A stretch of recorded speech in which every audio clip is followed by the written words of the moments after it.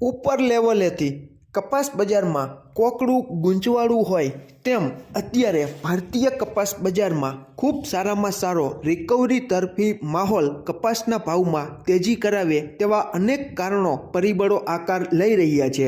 જેમ કે આપણે જોઈએ તો આડકતરી રીતે ભારતીય કપાસને ખૂબ સારો એવો ટેકો આપે તેવા ખાદ્ય તેલો કે જે આપણે આયાત કરીએ છીએ।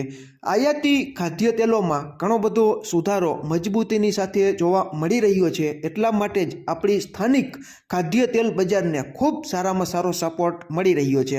આપણે જોઈ રહ્યા છીએ કે રશિયાથી આવતું સૂરજમુખીનું જે તેલ જે આપણે આયાત કરીએ છીએ ખાદ્ય તેલ છે તેની આયાત આપણે રશિયા છે અથવા બીજા ઘણા બધા દેશોમાંથી કરીએ છીએ। તેમાં રશિયા છે તે દિવસે ને દિવસે એક્સપોર્ટ ડ્યુટી છે તે વધારી રહ્યું છે તેવી માહિતી આપણને જાણવા મળી રહી છે। બીજું, ડોલર છે તે મજબૂત થઈ રહ્યો છે। $1 બરાબર ભારતીય રૂપિયા 91.54 આસપાસ લગભગ આજના દિવસે છે।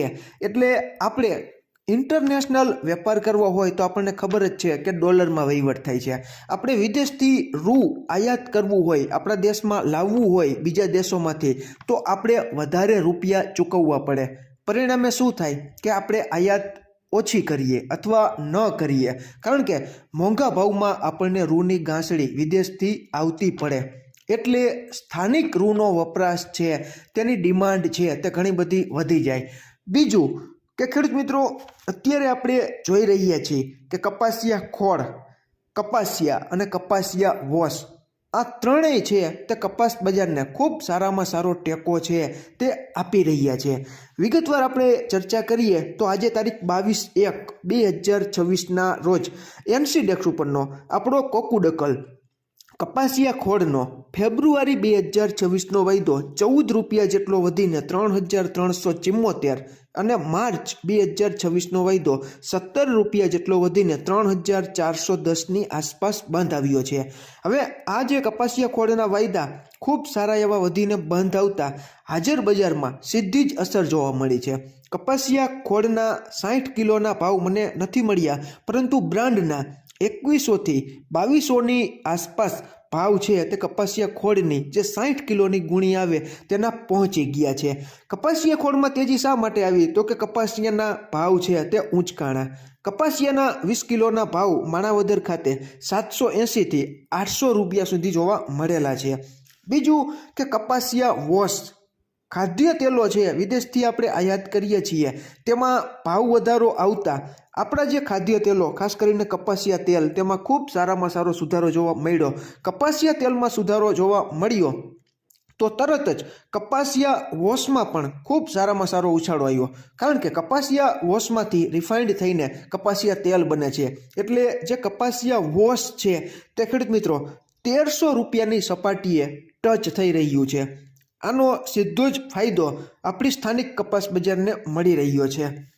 આજે તારીખ 22/1/2026ના રોજ ગુજરાતના અલગ અલગ વિસ્તારોમાં કપાસના 20 કિલોના ઊંચામાં ઊંચા ભાવ માણાવદર 1705, વિજાપુર 1643, સિદ્ધપુર 1646, બોટાદ 1610, પાલીતાણા 1565, ઉનાવા 1625, કડી 1632, જસદણ 1618, અમરેલી 1635, બાબરા 1640, અંજાર 1588, વડાલી 1635, વાંકાનેર 1605, કાલાવડ 1575, જામનગર 1620, માણસા 1590, ગોંડલ 1606, તળાજા 1612।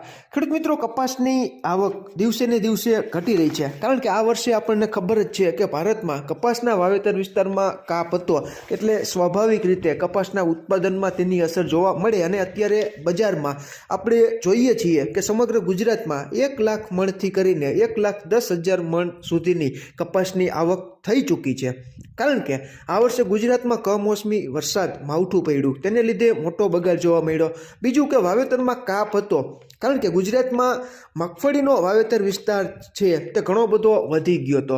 એટલે કપાસની આવકોમાં અત્યારે આપણને જે જોવા મળી રહી છે તેને જોતાં આપણે સ્પષ્ટ અનુભવી શકીએ છીએ કે કપાસના વાવેતર વિસ્તારમાં કાપ હતો એટલે કપાસની આવકોમાં અત્યારે ઘણો બધો ઘટાડો છે તે થઈ રહ્યો છે. બીજું કે પંજાબમાં અતિ ભારે વરસાદ પડ્યો. જે ખેડૂત મિત્રોનો કપાસ સારો હતો તે ખેડૂત મિત્રોને ગુલાબી ઈયળે છેલ્લી વીણીમાં આડે હાથ લીધા એટલે પણ કપાસનું ઉત્પાદન ઘટ્યું. ટૂંકમાં અનેક કારણોને લીધે ભારતમાં કપાસના ઉત્પાદનમાં મોટો ખાંચો પડે, ટૂંકમાં અછત ઊભી થાય તેવી શક્યતાઓ છે તે અત્યારે આપણને એટલા માટે જાણવા મળી રહી છે કે આ જાન્યુઆરી મહિનામાં કપાસની આવકોમાં ઘણો બધો ઘટાડો થઈ રહ્યો છે.